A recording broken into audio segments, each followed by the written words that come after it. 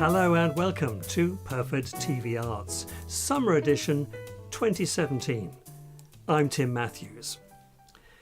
On our summer programme today, we present part one of our special item on dance woking. Never heard of it? Well, it's been around for a good 20 years, promoting, teaching and inspiring people to get up and dance in woking. And that's what we'll be doing later in today's programme. But we begin with our seasonal poem, and it's from one of our major English romantic poets. Percy Bysshe Shelley is regarded by some as one of the finest lyric poets in the English language, and certainly one of the most influential. Here's Stephen Garlick. At the end of August 1815, Shelley, his wife Mary, and a couple of close friends made an excursion to the source of the river at Lechlade in Gloucestershire.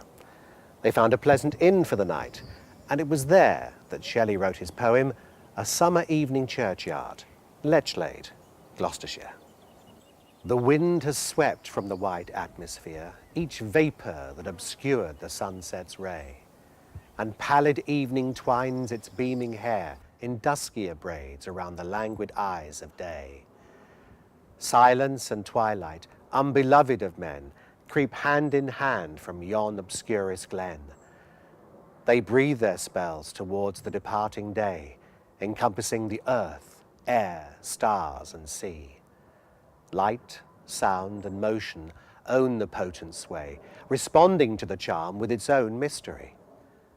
The winds are still, or the dry church tower grass knows not their gentle motions as they pass. Actor and broadcaster Stephen Garlick with Percy Bysshe Shelley's summer poem, A Summer Evening Churchyard at Lechlade in Gloucestershire. Quite a long title, isn't it? Well, later in the programme you can see how the recording took place, with a few minor interruptions, it must be said, but that's for later. Now, the first of our two-parter on the institution that is dance woking. It's Pyrford TV Arts Summer Special with dancing colours, dancing music and dance woking.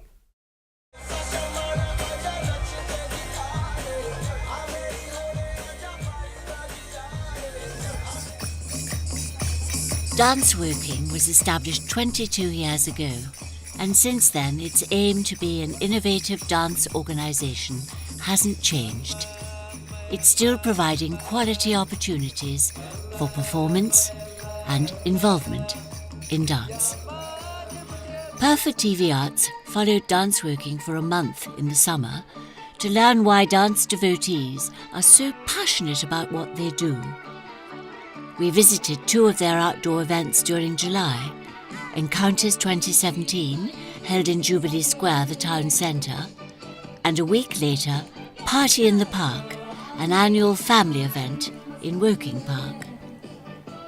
In this, the first of two programmes, we watch the dancers and performers as they go through their well-rehearsed routines.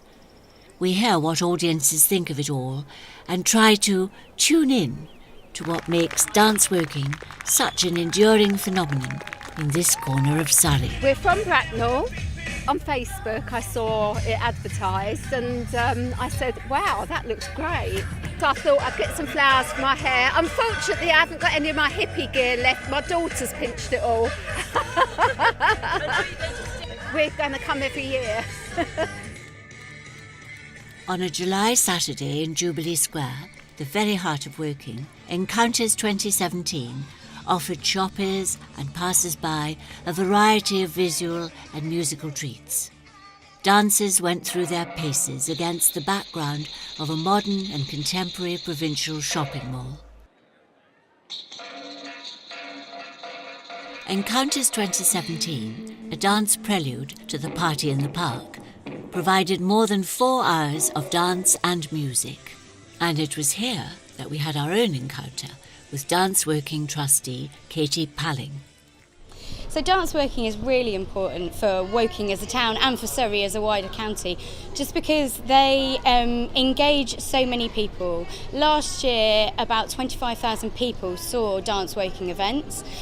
Party in the Park, I think there was about 15,000 people, and it engaged and worked with about over 20 schools in the area. So to be able to spread dance in terms of the fitness, in terms of the well-being, it's just a really great opportunity for people to get involved at free events like Encounters and Party in the Park. Last year when we had this event, it threw it down with rain, but it didn't actually stop the fun that took place on stage and with the audience as well.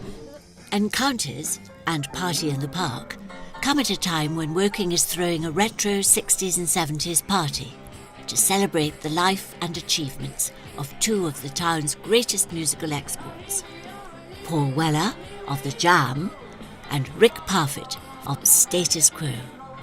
Here the flash mob recall Rocking All Over the World. And another great from the 60s and 70s, Rod Stewart's Sailing.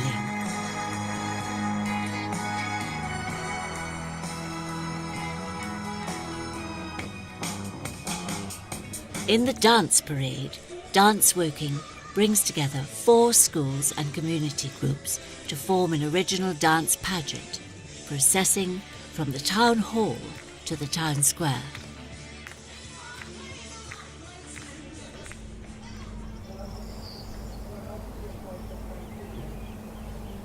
We're now a week later, and just a mile or two down the road in Woking Park, a large performance stage, a multitude of stalls and mystery events set in wide open spaces will welcome upwards of 15,000 residents and party makers.